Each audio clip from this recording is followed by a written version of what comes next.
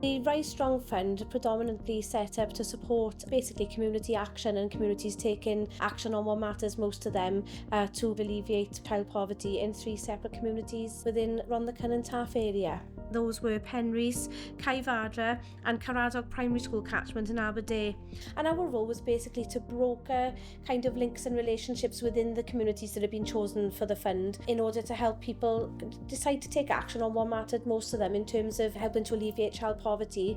And when they've got control over what they can spend that money on, the impact is far-reaching and it has massively positive consequences for children and families. In Cae Fardre, you have ladies who have been doing a community hub and they have been sort of, doing slow cooker classes and things and lots of learning activities and building in sort of resilience in terms of support for families.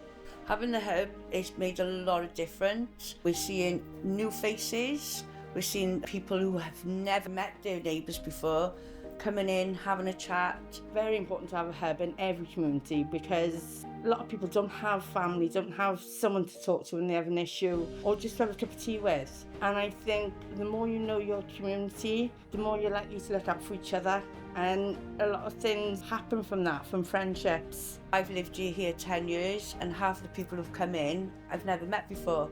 A lot of people are nervous, so when they do come here, they're relaxed, we're in a relaxed setting, we have the telly on, the kids can play. They feel like they're welcome, not when they're in a classroom or somewhere else, they're being left out. We involve everyone. I think there's been a massive shift in the community of friendships, more than anything else, friendships, and people realising they're not alone. We have a free school uniform for 4 different schools, all upstairs, so it's free school uniform. We have donations, and if people are desperate, they come along, they tell us what they want, we find the sizes, no questions asked.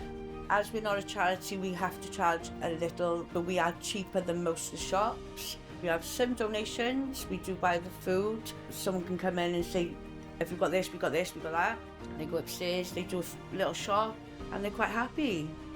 So I suggested how about we approach Cae Fardre. So myself and another volunteer went down with Lucy. We spoke to Mr. Lewis, the head teacher. Yeah, Lucy Lloyd approached us and then we met the members from the hub.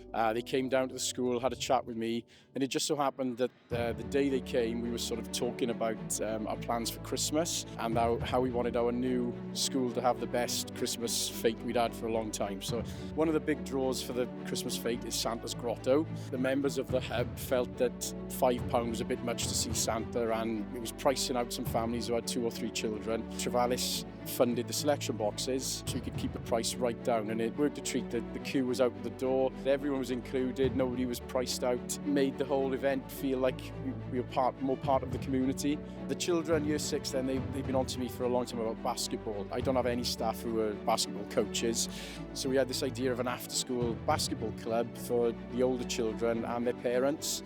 That school down there is most of the children on this estate. But behind the flats there was old washing lines years ago with all the wood around was rotten, it just broke and it's gone. So it's left great big concrete slabs. They've dug an hole in the floor and they've put posters like that, and they've put big basketball hoop on it, stands all off it, so it didn't fall. They had to make it safe because they knew the council would come and take it down. They play for hours down there.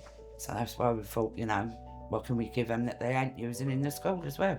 So Trevalis paid for the kit, we had balls, the bibs, the cones, and they paid for the coaches to come then once a week. Parents were invited to come in, and yeah, it worked really well. And you can probably see behind me now, we're still using the equipment. The children love it, and it's a game that they play outside, on the streets after school.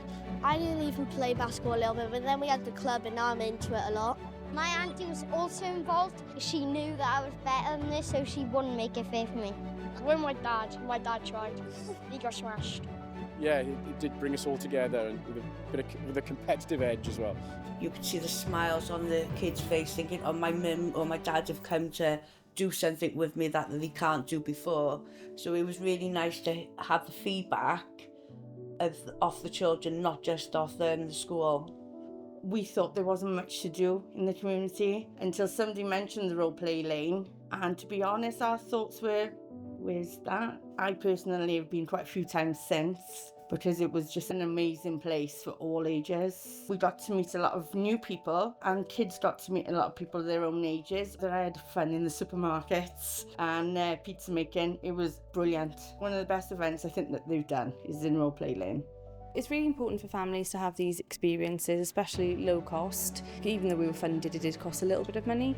We had a pizza session where they came along and made pizzas, and I think they all enjoyed doing that because I think it's lovely that they can see what they've made and get to eat it as well. It's nice for people to see how easy it is to kind of make it from scratch. So we build on lots of skills at the centre as well, tangible skills you can take with you when you're older, but it's the memories of the experiences that you're having, through fun activities with your family, and just building on those experiences for the children, really, really essential for their learning and the development and their well-being, really.